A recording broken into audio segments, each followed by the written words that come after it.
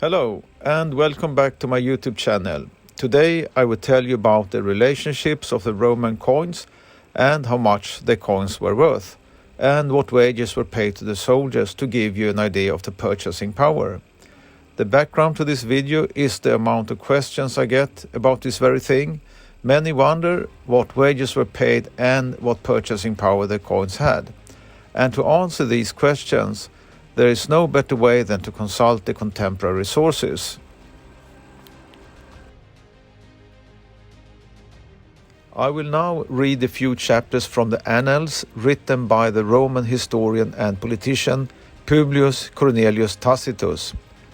Tacitus was born into a rich family in about 56 AD and died at the age of 64 in 120 AD, which makes him relatively contemporary with what he describes and thus more credible. Tacitus is widely regarded as one of the greatest Roman historians by modern scholars. The surviving portions of his two major works, the Annals and the Histories, examine the reign of the emperors Tiberius, Claudius, Nero, and those who reigned in the year of the four emperors in 69 AD. These two works span the history of the Roman Empire from the death of Augustus in 14 AD to the death of Domitian in 96 AD, although there are substantial parts missing in the surviving texts. I will now read chapters 16 and 17 from Annals number 1, which begins just when the Emperor Augustus died and his successor Tiberius came to power.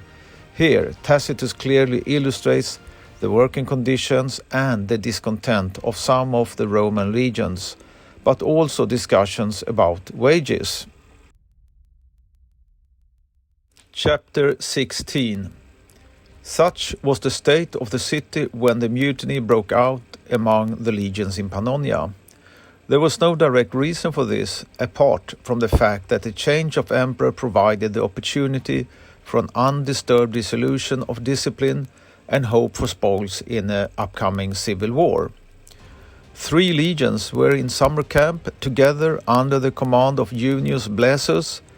At the announcement of the death of Augustus and the accession of Tiberius, he had dropped out of his daily routine due to national mourning or joy.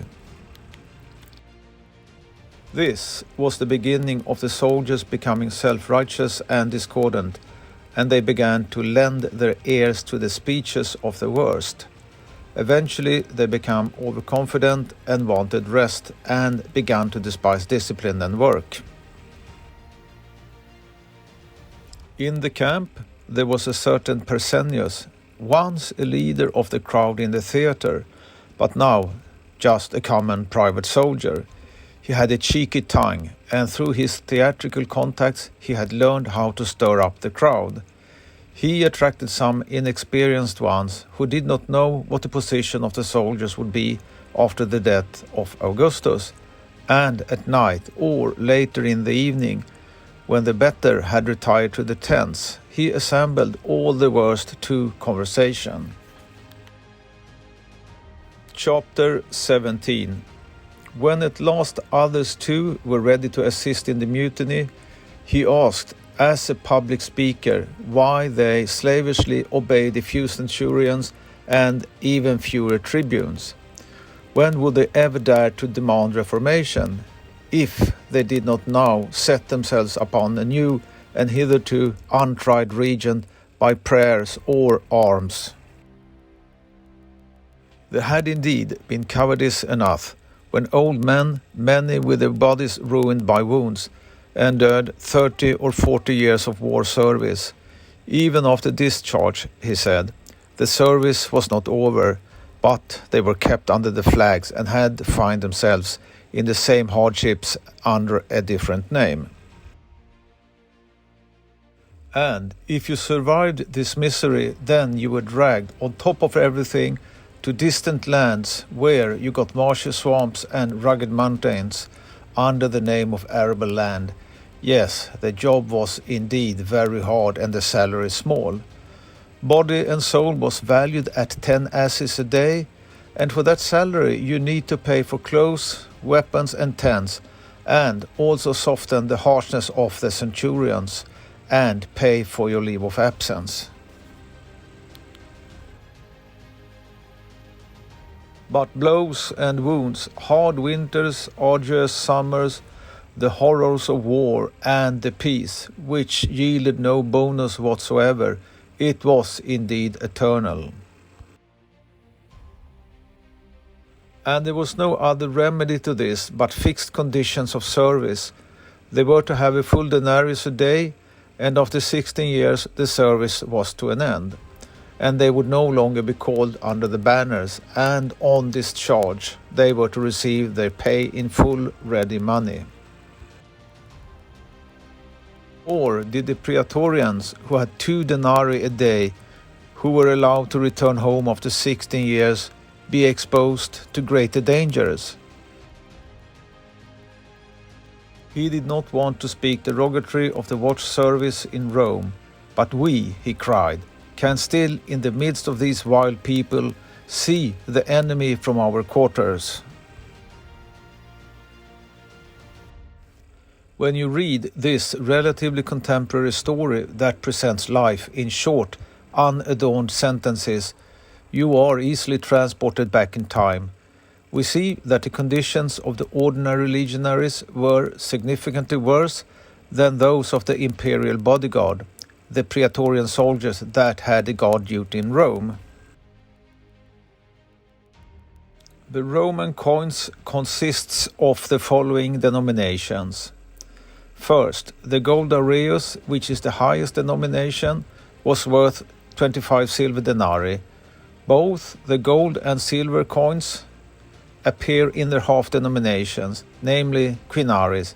However, these are unusual and rarely occur in the market. 1 silver denarius corresponds to 16 copper asses, which results in that 1 gold Aureus corresponds to 16 times 25 equals 400 asses. The highest copper coin denomination is the Sestertius, which is minted in a brass-like metal called Orichalcum. 1 Sestertius equals to 4 asses. The Sestertius is in turn divided into 2 Dupondi, where 1 Dupondius corresponds to 2 asses. The ass in turn is divided into 2 so-called semis, which in turn are divided into 2 quadrans. Both semis and quadrans are rarely occurring in the market. It is easy to distinguish the Dupondius from the ass, as the emperor on the Dupondius coin is normally depicted with a radiant crown.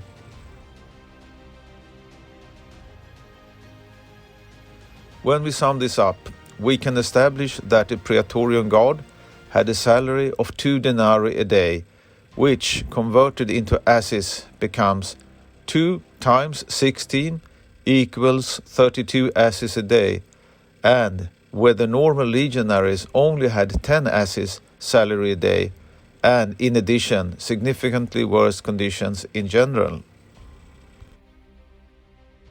The traditional legionary thus received only 1/3 of the pay compared to what the praetorian received. It is therefore easy to understand their discontent. As Tacitus previously described, the common legionary had a daily wage of 10 asses, which gives us an annual salary of 10 times 365, which equals to 3,650 asses. If we divide it by 16, we get the annual salary expressed in silver denarii, which comes to 228 denarii. This sum agrees well with the traditional information circulating in the literature, which often states the annual salary at 225 denarii for the legionary. In chapter 23 of Tacitus' Annals we can read the following. but the soldiers chased away the tribunes and camp commanders and confiscated their personal belongings. The Centurion Lucilius was killed. The soldiers' humor had given him the nickname "One More," because when he broke a stick on the soldier's back, he used to ask for another stick with an inviting voice, and so on and so on.